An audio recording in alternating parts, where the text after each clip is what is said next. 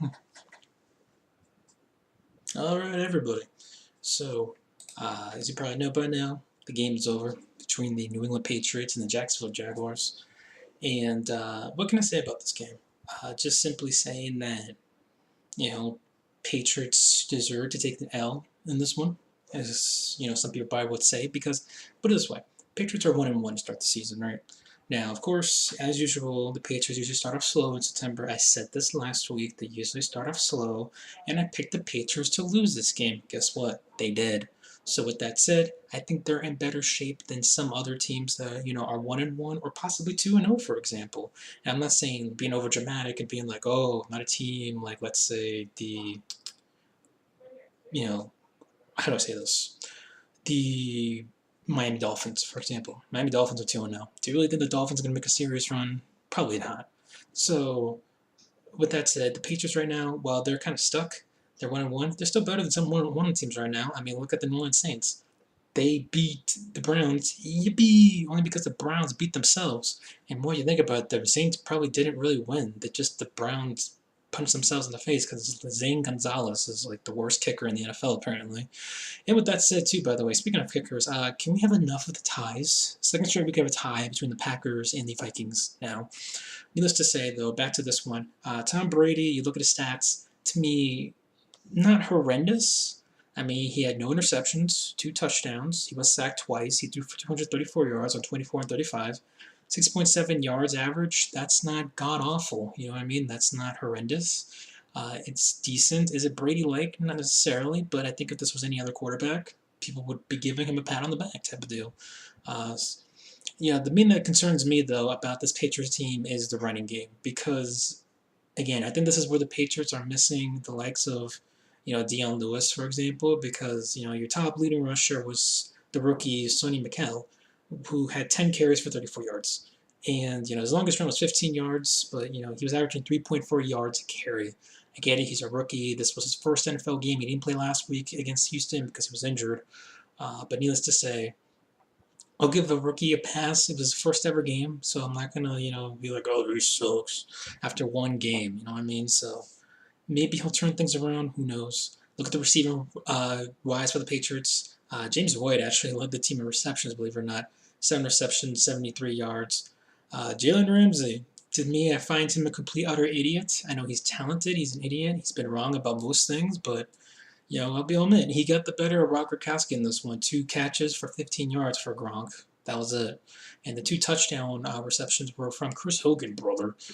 3 receptions, 42 yards, couple touchdowns. Philip Dorsett actually, pretty much put up the same numbers he did last week. 5 receptions, 44 yards, and yeah. So, for me, Brady did lose a fumble in this one too, so technically he did turn the ball over, but again, this Patriot team, well, if this was against any other team, I think they would have won. But because of the fact that Jaguars were so hot, and by the way, is Leonard Fournette like an unnecessary player on their team or something? Because we don't know how talented he is. But when he's not on the field, whether it's injury, suspension, whatever, Blake Bortles changes into a different quarterback. I don't understand this. When Leonard Fournette's in there, Blake Bortles looks like one of the worst quarterbacks in the NFL. But when Leonard Fournette is magically not on the field, he just turns up the joint. He goes 377 yards and 4 touchdowns. Like, I don't understand it. I don't get it. I mean, granted, the Patriots defense obviously didn't play well in the first half. You gave up 21 points in the first half. Yeah, your team doesn't play well. Obviously, second half, I don't know, Bill Belichick gave up his evil, dark Sith Jedi powers to the New England Patriot defense, like, play better or I'll kill you. And then they did technically play better, much better. They only allowed 10 points.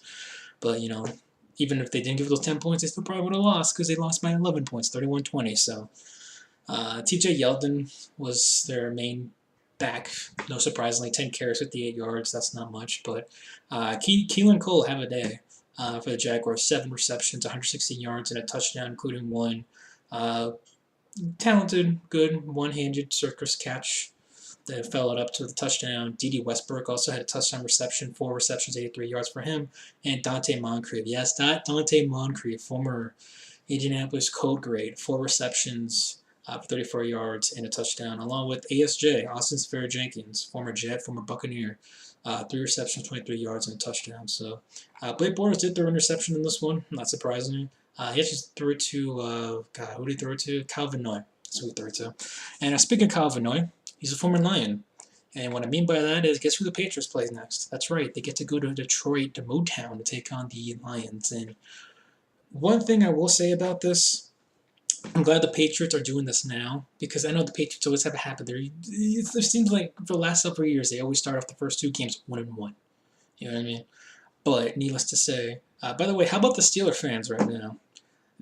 I better be hearing about people worrying about the Steelers than they are the Patriots, because you're 0-2. You're 0-2. I know Patrick Mahomes is looking like the second coming of freaking Drew Brees and Tom Brady and Peyton Manning right now, all rolled up into one.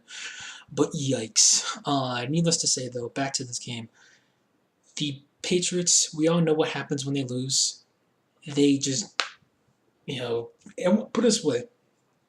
If you are expecting the Patriots to put up 20 points in Detroit, I'd be shocked, because to me, they're going to put up like 34.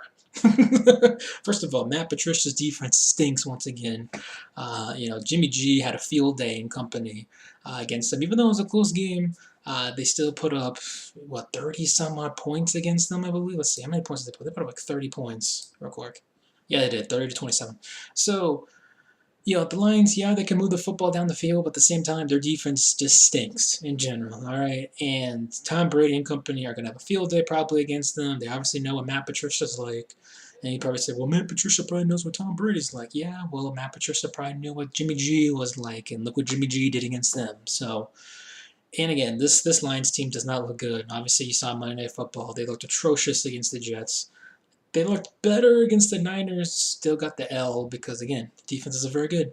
And the Patriots, while their defense wasn't very good in the first half, they turned around in the second half. The second half, I think, was a real Patriot defense. The first half of Patriot defense, I don't know what kind of defense that was. That was just bad, horrendous. Needless to say, though, the New England Patriots lose this one 31-20. However, I do think they will win against the Lions next week. And then I believe they host the Miami Dolphins week 4. So don't be surprised the Patriots end up being 3-1. After the first 4 games this season. And listen, not many people were picking the Patriots. I know there were some in this game, but not many in general.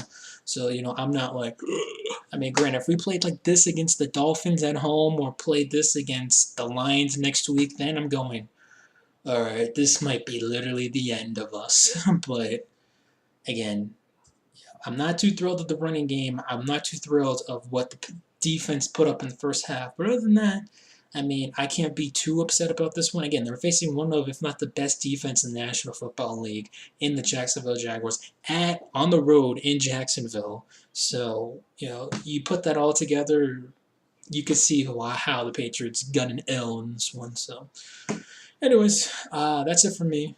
Again, I think the Patriots winning at Detroit next week, week 3. But needless to say, I'm out.